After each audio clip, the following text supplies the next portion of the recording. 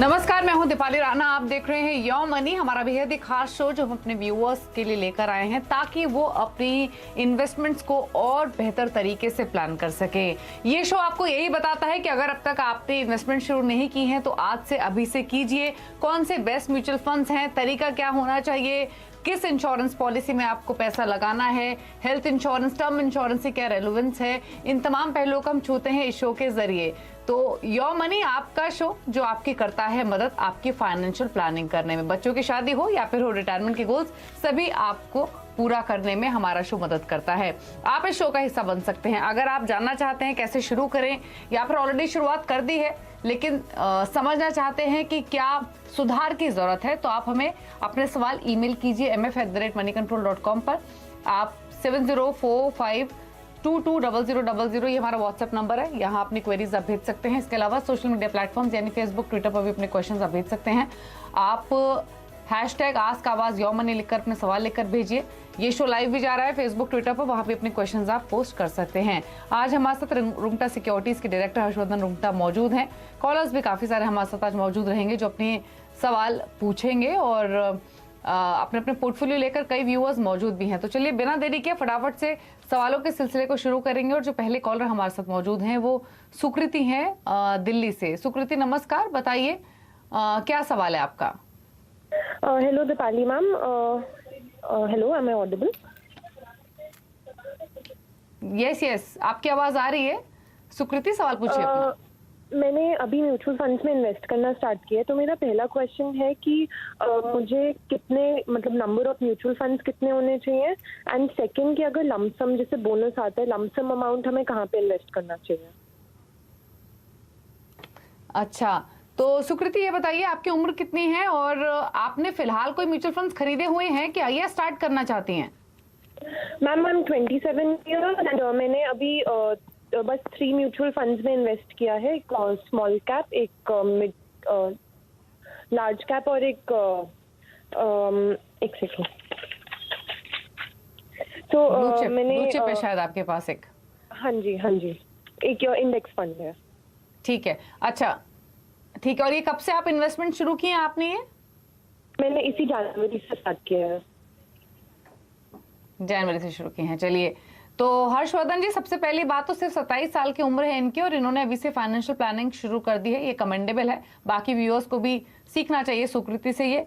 अब सवाल इनका ये है कि 3 फंड्स ऑलरेडी इन्होंने ले लिए हैं जो कि 3 महीने पहले स्टार्ट किए हैं, 5-5 हजार रुपए डाल रहे हैं। सवाल इनका क्लियर है, लमसम पैसा आए तो कहाँ डालें, किस फंड में डालें, और अभी जो इनकी SIP चल रही हैं ये कैसी हैं?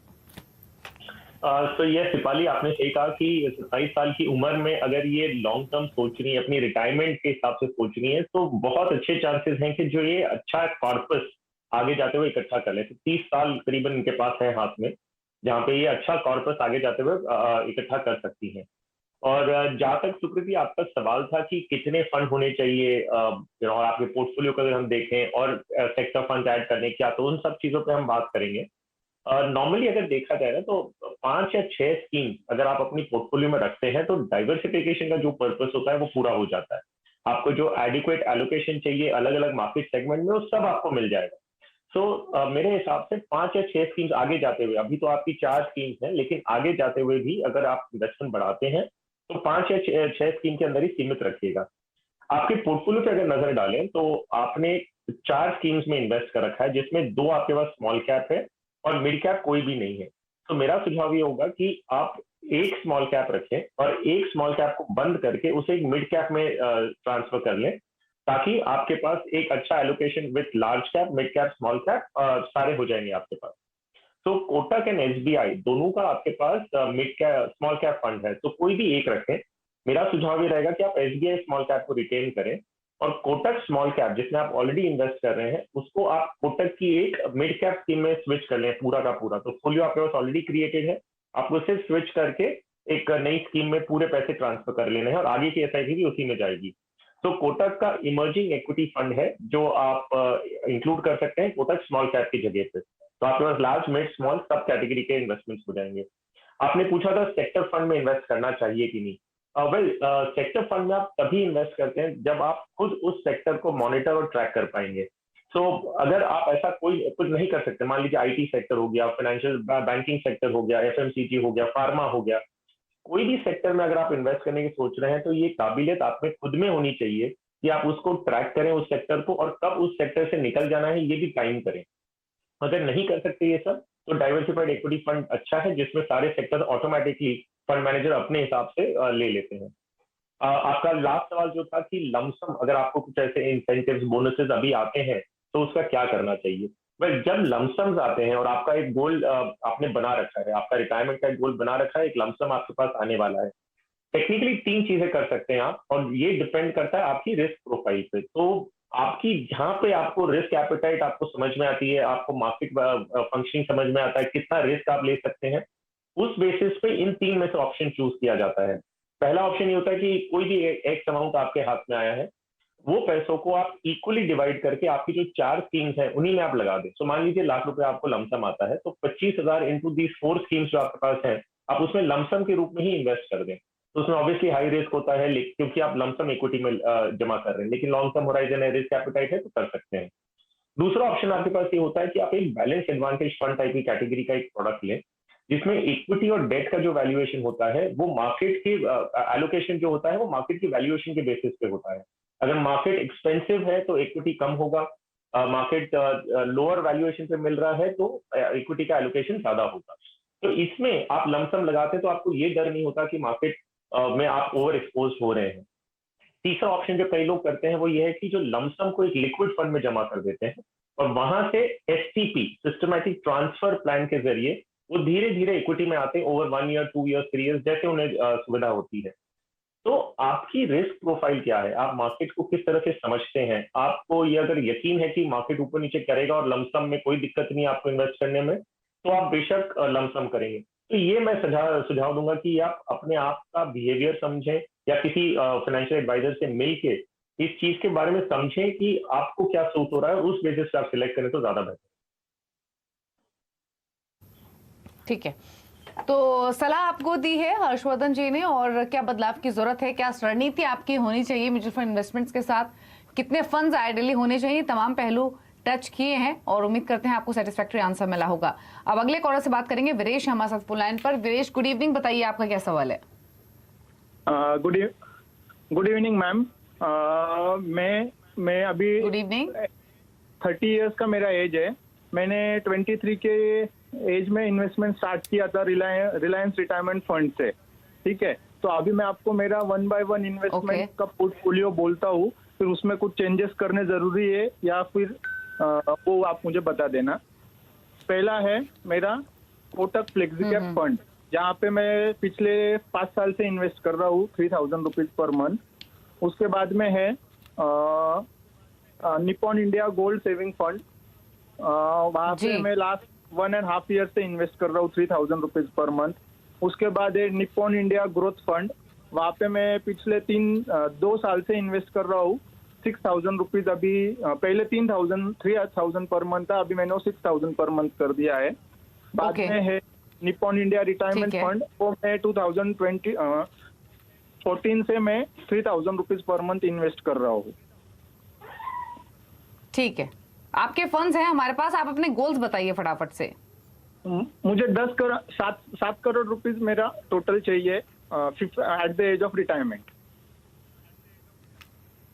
ठीक है, तो आपने सुना मिस्टर रुंगटा, इनका सवाल 4 फंड्स हैं इनके पास, काफी समय से कर रहे हैं क्योंकि उम्र 30 साल की है, 23 साल की उम्र से शुरू कर दिया है। गोल्स थोड़े से बड़े हैं रिटायरमेंट और घर खरीदने के, तो कितना इनको इन्वेस्टमेंट रेज करना पड़ेगा और एग्जिस्टिंग फंड्स में क्या चेंजेस की जरूरत है, बताइए।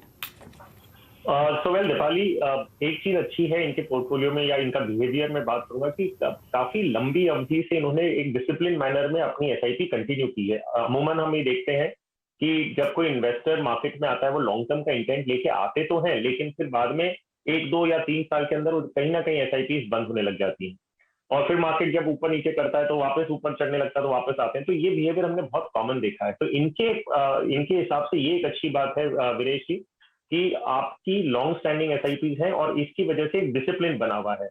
आपका जो पोर्टफोलियो है, जो आपने अपनी सारी क्वेरी दी है, उसमें 2 ऑब्जर्वेशन मेरे हैं। पहला कि जो टारगेट आपने बनाया है कि आपको 7 करोड़ रुपए चाहिए 20 साल में और 1 करोड़ रुपए चाहिए 10 साल में, तो ये टारगेट बहुत अग्रेसिव है। लेकिन कोई हर्ज नहीं है, जैसे आप एक डिसिप्लिन इन्वेस्टर हैं, पहले आपने कम एसआईपी अमाउंट से शुरू किया था और जैसे जैसे बढ़ाते गए हैं, मुझे पूरा कॉन्फिडेंस है कि आगे जाते हुए भी आप अपनी इनकम के साथ में से बढ़ाते रहेंगे। तो स्कोप बहुत है करने का, टारगेट एग्रेसिव है, लेकिन आगे जाते हुए आप एसआईपी बढ़ाते रहिए तो आई एम श्योर आप बहुत क्लोज आ जाएंगे अपनी टारगेट से। दूसरा मैंने एक चीज और ऑब्जर्व किया है कि सारे गोल्स आपके हैं वो 10 साल मिनिमम है और दूसरा जो है वो 20 साल के लिए आगे का है। तो क्यों ना हम ऐसा एक पोर्टफोलियो बनाएं जो आपकी जो टारगेट है उतना एग्रेसिव टारगेट है उसके साथ में मैच करता हो। तो 100% एक अगर इक्विटी पोर्टफोलियो आप बनाते हैं तो लॉन्ग टर्म में आपको उसका ग्रोथ आपको मिलेगा, प्लस आपका जो अग्रेसिव टारगेट है उसके पास में आने के लिए आपकी मदद करेगा। तो इसी के लिए थोड़े चेंजेस हम आपके पोर्टफोलियो में करेंगे। आपके पास कोटक फ्लेक्सी कैप और निप्पॉन इंडिया ग्रोथ फंड, ये दोनों आप रिटेन करिए, जो भी आप अभी कर रहे हैं उसे कंटिन्यू करते रहिए। तो वो दो स्कीम्स एक फिक्स हो गई। आपका निप्पॉन रिटायरमेंट फंड जो है और निप्पॉन का गोल्ड सेविंग्स फंड, ये आपको बंद करना होगा और इसका जो 6,000 रुपये आप महीने का इन्वेस्ट कर रहे हैं, इसके जगह पे मैं आपको एक इक्विटी फंड देता हूं जो आपकी लॉन्ग टर्म के लिए आपको वेल्थ क्रिएशन में हेल्प करेगा। ये 3-3 हजार करके आप इन दो फंड में निवेश करिएगा। कैनरा रिबेको इमर्जिंग इक्विटी फंड में 3,000 और एसबीआई फोकस फंड में 3,000। तो आपकी चारों जो स्कीम्स हैं वो 100% इक्विटी फंड हो जाएंगे और क्योंकि आपका नजरिया 10 साल मिनिमम है और टारगेट एग्रेसिव है, ये आपको उसमें मदद करेगा। आगे जाते हुए जब आप एसआईपी बढ़ाने वाले हैं तो इन्हीं फंड्स में इन्वेस्ट करिएगा या मैक्सिमम एक और जोड़िएगा। तो मेरे हिसाब से आपका ये आपकी रणनीति होनी चाहिए आगे जाते हुए। ओके, ठीक है। तो ये स्ट्रैटेजी आपको बताई गई है। एसआईपी तो आपको डेफिनेटली बढ़ानी पड़ेंगी अपने दोनों गोल्स के लिए, क्योंकि गोल्स आपके दोनों बड़े हैं। बदलाव की भी जरूरत है और उसी हिसाब से अपने पोर्टफोलियो को आप आगे लेकर जाइए। अशोक कुमार सिंह हमारे साथ पटना से अब मौजूद हैं। अशोक जी नमस्कार, बताइए क्या सवाल है आपका?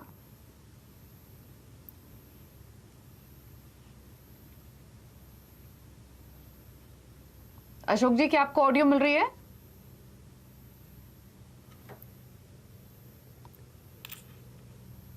चलिए, लग रहा है इन तक ऑडियो जा नहीं रहा है।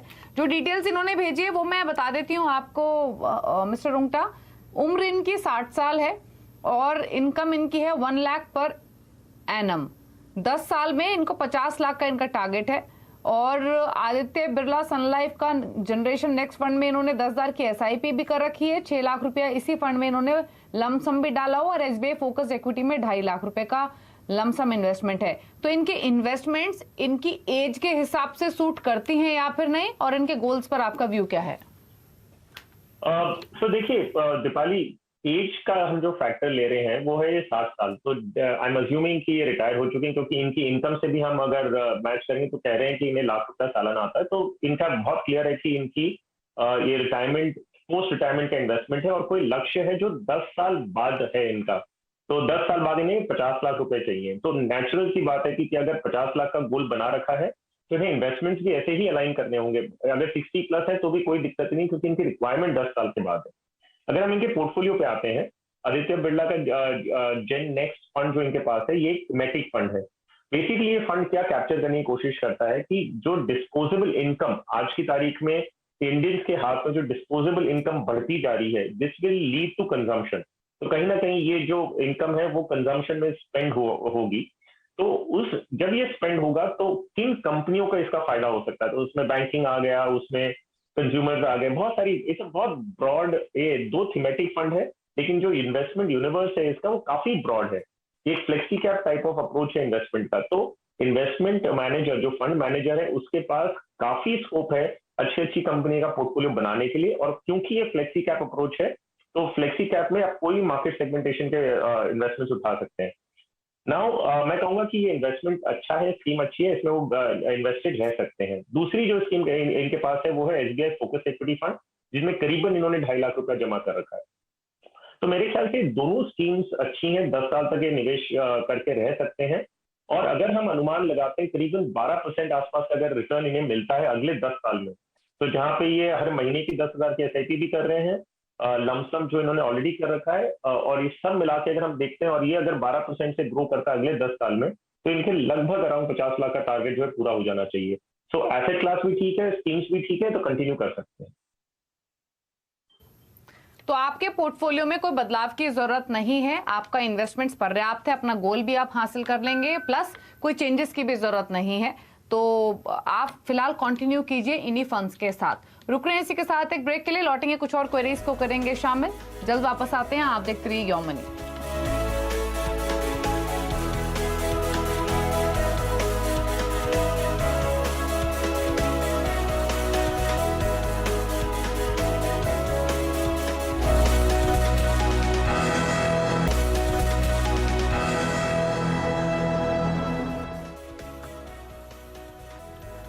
आप देख रहे हैं योर मनी, हमारे साथ हर्षवर्धन रुंगटा मौजूद है आपकी क्वेरीज को आंसर करने के लिए। अपने सवाल अब तक अगर आपने नहीं भेजे हैं तो फटाफट से भेजिए, ईमेल कीजिए, व्हाट्सएप पर भेजिए, और या फिर आप सोशल मीडिया यानी फेसबुक ट्विटर पर भी पोस्ट कर सकते हैं। अगले एक कॉलर से बात भी कर लेते हैं, और हमारे साथ श्रीनिवास राव मौजूद हैं फोन लाइन पर। श्रीनिवास जी नमस्कार, बताइए क्या सवाल है आपका? मैडम मेरे पास 8 फंड है करीब, जो 48,000 में इन्वेस्ट करता हूँ, और मेरा एज है 56 ईयर मंथ्स। तो रिटायरमेंट के बाद कितना एक्यूमुलेट हो सकता है? ठीक है, पूछ लेते हैं। तो 8 फंड्स आपके पास हैं, और इनफैक्ट मिस्टर रुंगटा आपने इनका पोर्टफोलियो देखा होगा, कर तो ये रहे हैं 44,000 के आसपास के SIP, लेकिन 2 फंड्स में ज्यादा इनका अमाउंट जाता है। SBI का निफ्टी नेक्स्ट 50 इंडेक्स फंड, और दूसरा है SBI का इक्विटी हाइब्रिड फंड। 10,000 25,000 की SIP तो इन्हीं में जाती है, बाकी 6 फंड्स में तो 1,000-2,000 की SIPs हैं। कंसीडरिंग 56 ईयर्स इनकी एज है, जाना चाहते हैं बाय रिटायरमेंट, तो मान के चलिए 4 से 5 साल या 6 साल मैक्सिमम, इनको कितना रिटर्न मिल सकता है इस पोर्टफोलियो से? दीपाली, अगर हम प्योर कैलकुलेशन के बेसिस पे देखें तो पोर्टफोलियो पे हम बाद में आएंगे, लेकिन अगर हम कैलकुलेशन देखें, अगर ये 48,000 की रेंज में अगर इन्वेस्ट कर रहे हैं, तो इनका जो कॉर्पस हम एंड में इकट्ठा होते हुए देखेंगे वो करीबन 20 to 30 लाख की रेंज में होगा। जो अगर मैं अज्यूम करूं कि अगर हम 10% का रिटर्न अज्यूम करते हैं ओवर द नेक्स्ट 3.5 ईयर, तो हमारे पास 3.5 साल का टाइम होराइजन लिया है, और 10% में अज्यूम कर रहा हूं क्योंकि इक्विटी पोर्टफोलियो है पूरा। तो अगर ये 39-40,000 इन्वेस्ट करें तो करीबन 20 लाख रुपया बनता है, और अगर 48,000 रुपया या 44,000 कुछ इन्वेस्ट कर रहे हैं तो 20 और 25-30 के रेंज में इनका रिटर्न हो जाएगा। उन्होंने स्पेसिफिकली ये पूछा है कि अमाउंट कितना बनेगा, और वो बेसिस होता है एक अजम्पशन पे। अजम्पशन भी मैंने थोड़ा एग्रेसिव लिया है क्योंकि ये इक्विटी फंड है और 3.5 साल का टाइम होराइजन है। मैं एक ऑब्जर्वेशन और करना चाहूंगा इनके पोर्टफोलियो पे। इन्होंने करीबन 8 स्कीम्स में इन्वेस्ट कर रखा है, जिसमें 2 स्कीम में करीबन 35,000 जा रहा है, बाकी स्कीम्स में जो है वो 1,000-2,000 रुपए ही जा रहे हैं। तो इनका पोर्टफोलियो कंसोलिडेट करने का डेफिनेटली बनता है, और अगर हम कंसोलिडेट करते भी हैं उसके बाद भी इनका जो एलोकेशन है वो खराब नहीं होगा। तो मेरा सुझाव 2 रहेगा इनके लिए। एक है ये ABSL मिड कैप और HDFC मिड कैप फंड में से की जो SIPs हैं, जो इन्वेस्टमेंट है वो बंद कर दें, और इसे रीडायरेक्ट कर दें SBI मिड कैप फंड में जो इनके पास ऑलरेडी है। तो 2 स्कीम ऐसे इनके पोर्टफोलियो में कम हो जाएगी। दूसरा HDFC बैलेंस एडवांटेज फंड, ये बंद करें, और इनकी जो SIP ABSL Aditya Birla frontline equity में चल रही उसमें उतना अमाउंट बढ़ा दें।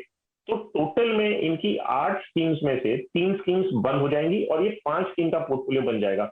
तो इसमें जो सारा पर्पस हम बताते हैं कि डाइवर्सिफिकेशन, सेगमेंट एलोकेशन, सब ठीक रहेगा, इसमें कोई बदलाव नहीं होगा, सिर्फ 3 स्कीम कम हो जाएगी जो उन्हें मैनेज करनी होगी। तो ये सुझाव लेते हुए आगे इन्वेस्ट करें। एट रिटायरमेंट ये डिसाइड कर लें कि पूरे पैसे इक्विटी से निकालने हैं कि हाइब्रिड फंड में स्विच करना है, SWP करना है, ये वो डिसीजन करीबन रिटायरमेंट के आसपास लेंगे तो ज्यादा बेहतर। ठीक है, थोड़े बदलाव की जरूरत है। टेंटेटिवली कितनी राशि आपको मिल पाएगी ये बताया आपको मिस्टर रुंगटा ने। बदलाव जरूर कीजिए और रिव्यू कीजिए टुवर्ड्स रिटायरमेंट अपने इस पोर्टफोलियो को। फटाफट से एक सवाल लेते हैं। धीरज भट्ट ने एक सवाल भेजा है ईमेल के जरिए। इनकी उम्र 35 साल है, 50,000 रुपए महीना ये कमाते हैं, 10 साल में घर खरीदना है 50 लाख रुपए में, और 25 साल बाद रिटायरमेंट के वक्त इनको 2 करोड़ के आसपास चाहिए। इनके पास 6 फंड्स शामिल हैं, और 2,000 से लेकर 3,000 की इनकी SIPs इन फंड्स में चल रही है। फंड्स की डिटेल्स तो इनफैक्ट मिस्टर रुंगटा आपके पास हैं, तो बताइए पहले तो जो पोर्टफोलियो है उसमें चेंजेस की क्या जरूरत है, और चेंजेस के बाद इनके टारगेट्स कैसे हासिल होंगे? सुबह अगर हम चेंजेस की बात करें तो यस अगेन डुप्लीकेशन है, ज्यादा स्कीम्स है, जरूरत नहीं है इतनी, तो कंसोलिडेट थोड़ा करने के हिसाब से सुझाव देता हूं मैं।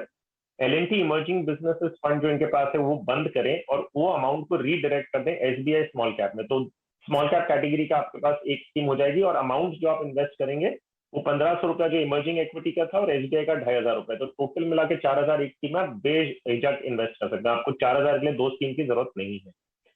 दूसरा, ये मोतीलाल ओसवाल फ्लेक्सी कैप जो इनके पास है वो भी बंद करें और उसे रीडायरेक्ट कर दें कोटक फ्लेक्सी कैप जो इनके पोर्टफोलियो में ऑलरेडी है। तो इस तरह 2 स्कीम्स बंद हो जाएगी, डुप्लीकेशन खत्म हो जाएगा और उतना ही एडमिनिस्ट्रेटिव कन्वीनियंस हो जाएगा कि आपको हर फंड हाउस से स्टेटमेंट वगैरह सब लेने की जरूरत नहीं है। जितनी आपके पास लिमिटेड स्कीम्स होगी उतनी ही आपको मेहनत करके अलग अलग चीजें अपडेट लेनी है, नॉमिनी अपडेट करना है, जो भी कुछ करना है आपको, वो जितने कम स्कीम्स में होगा उतना बेटर होगा। और ये नहीं कि हम कम कर रहे हैं तो हम कोई भी कॉम्प्रोमाइज कर रहे हैं, आप सारे सेगमेंट्स में एक्सपोजर लेके आपका डाइवर्सिफिकेशन पर्पस पूरा हो रहा है। बाकी स्कीम्स में आप कंटिन्यू कर सकते हैं, उसमें कोई दिक्कत नहीं है। और जो गोल्स हैं, again considering the investment amount with the target बहुत एग्रेसिव है। अगेन आपको इन्वेस्टमेंट्स आगे जाते हुए बढ़ाते रहना पड़ेगा। मैं कोई स्पेसिफिक नंबर्स नहीं दे पा रहा हूँ अभी, क्योंकि हमें पता नहीं कि ना किस रेट से हम अज्यूम करें, कितना वो बढ़ा पाएंगे। लेकिन एक फॉर्मूला ध्यान रखिए, जैसे जैसे आपकी इनकम बढ़ती है आप अपनी एसआईपी की रकम बढ़ाते रहें। और लक्ष्य अगर लंबा है तो इक्विटी फंड का चुनाव करें, अगर शॉर्ट टर्म का है तो आप डेट और हाइब्रिड फंड में एलोकेशन कर सकते हैं। ठीक है, तो सलाह आपको धीरज जी मिली है, बदलाव कीजिए अपने पोर्टफोलियो में उसी के हिसाब से। लेकिन चलिए फटाफट से, जो व्यूअर्स हमारे ऐसे हैं जो कि म्यूचुअल फंड पोर्टफोलियो बनाने की शुरुआत करना चाहते हैं, तो उनके लिए क्या चॉइसेस हो सकती है, फटाफट से मिस्टर रुंगटा से जान लेते हैं। तो मिस्टर रुंगटा बताइए, आपके टॉप 4 फंड्स कौन से हैं? वेल दीपाली, मैं आपको अलग अलग सेगमेंटेशन के एक पिक्स बताऊंगा। तो अगर लार्ज कैप कैटेगरी से शुरू करें तो इंडेक्स बेस्ड फंड अच्छे होते हैं, लेकिन उसमें हम इक्वल वेट का इंडेक्स फंड का सजेशन देंगे। ABSL equal weight Nifty 50 index fund, ये एक लार्ज कैप कैटेगरी का हो गया। Large and mid cap category का Canara Robeco emerging equity fund है, जो एक अच्छा परफॉर्मिंग फंड है, जिसमें लार्ज एंड मिड कैप का 35% ईच एलोकेशन होता है और बाकी का जो एलोकेशन है वो फंड मैनेजर अपने हिसाब से कर सकते हैं। Nippon India mid cap Nifty 150 index fund, ये एक मिड कैप सेगमेंट में इंडेक्स फंड है। तो सारी जो 150 कंपनी जो इंडेक्स का हिस्सा है वो पूरे के पूरे आप उसमें इन्वेस्ट कर लेंगे, तो आपको पूरा मिड कैप सेगमेंट का एक्सपोजर मिल जाता है। पैसिवली मैनेजर तो एक्सपेंस रेशियो कम है। और फ्लेक्सी कैप कैटेगरी में पराग पारिक फ्लेक्सी कैप। ठीक है, तो ये 4 चॉइसेस आपको बताई गई हैं, चारों आपकी स्क्रीन पर है, फटाफट से आप नोट भी कर लीजिए और कीजिए अभी से म्यूचुअल फंड पोर्टफोलियो बनाने की शुरुआत। शुक्रिया मिस्टर रुंगटा आने के लिए शो में और सभी कॉलर्स की क्वेरीज को आंसर करने के लिए। इसी के साथ योर मनी में तो इतना ही। ब्रेक के उस पर भी खबरों का सिलसिला लगातार जारी है, आप देखते रहिए सीपीसी आवाज।